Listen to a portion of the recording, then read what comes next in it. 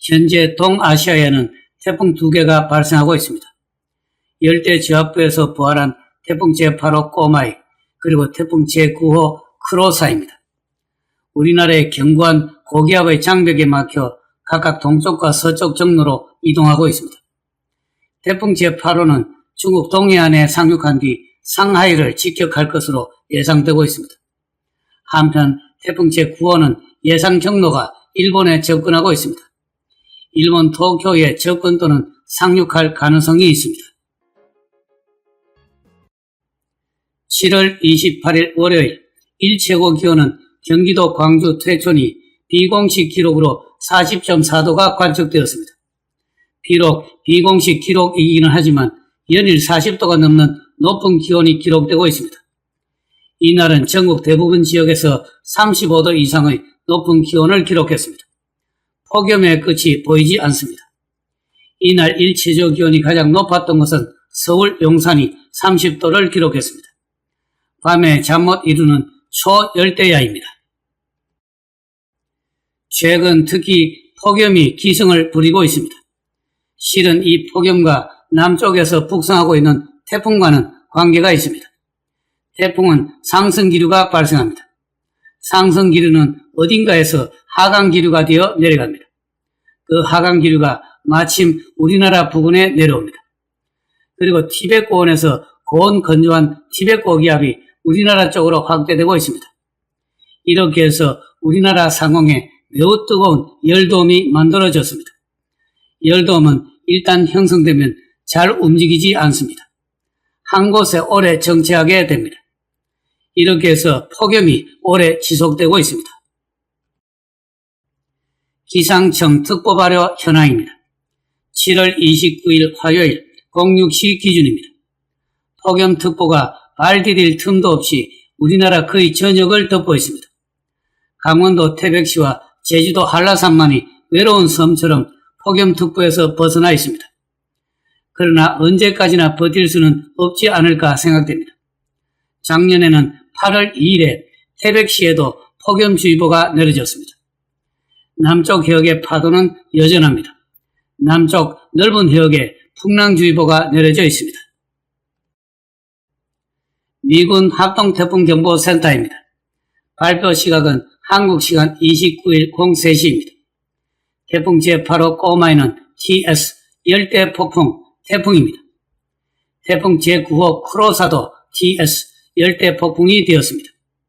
어제까지 타이푼에서 열대폭풍 TS가 되었습니다. 태풍과 타이푼은 다릅니다. 기상청에서는 열대폭풍부터 태풍으로 분류합니다. 그러나 국제분류에서는 TS, SDS, 타이푼으로 세분합니다. 따라서 타이푼은 반드시 태풍이지만 태풍은 반드시 타이푼이 아닙니다. 태풍 제9호 크로사는 15m/s 이상 강풍력 직경이 1000km를 넘는 대형 태풍입니다. 그러나 태풍의 크기와 태풍의 세기는 무관합니다.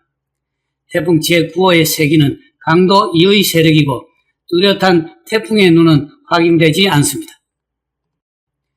태풍의 눈은 최대 풍속 50m/s 카테고리 3 이상 태풍에서 나타납니다.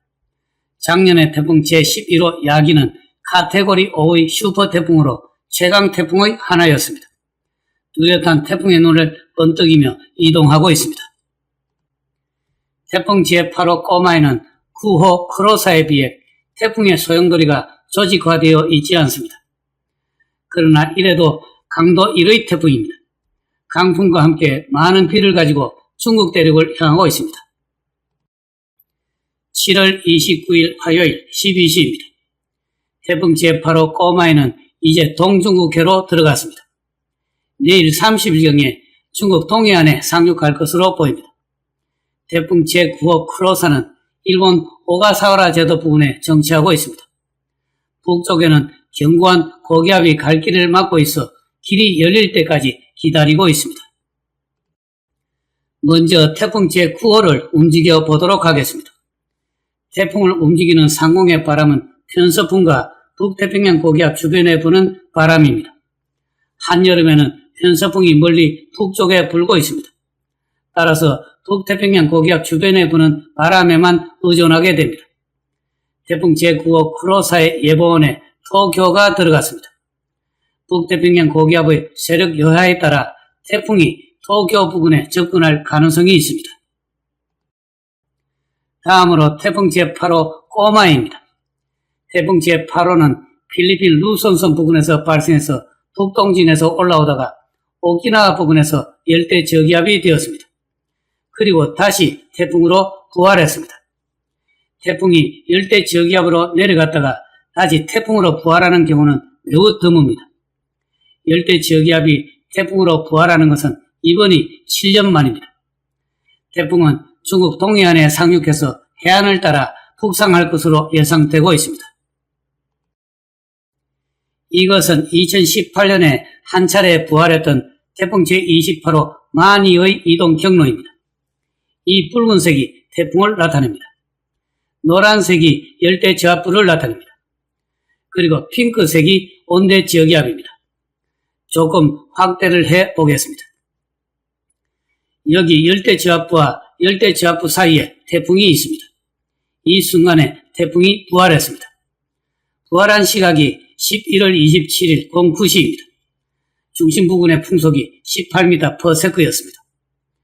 그리고 11월 27일 15시에 태풍이 다시 소멸했습니다. 태풍으로 부활한 것은 불과 6시간이었습니다. 이에 비하면 이번 태풍 제8호 꼬마이는 태풍의 역할을 제대로 하고 있습니다.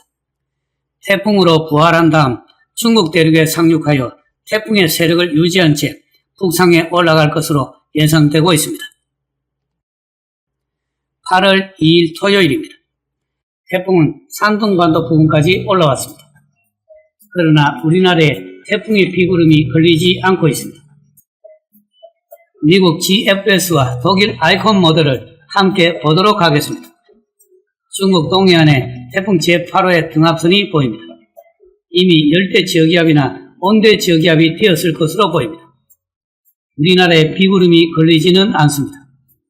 그런데 각 모델에서 일본 남쪽 해역에 태풍의 등압선이 보입니다. 이것은 태풍 제9호 크로사입니다. 각 모델이 태풍 9호가 유턴해서 일본 남쪽 해역을 서진할 것으로 예상하고 있습니다. 북태평양 고기압이 강해져 동쪽으로 북상하는 길이 막힌 것으로 보입니다. 기상 상황은 시시각각으로 변합니다. 태풍 제9호의 진로는 조금 더 지켜봐야 할 것 같습니다.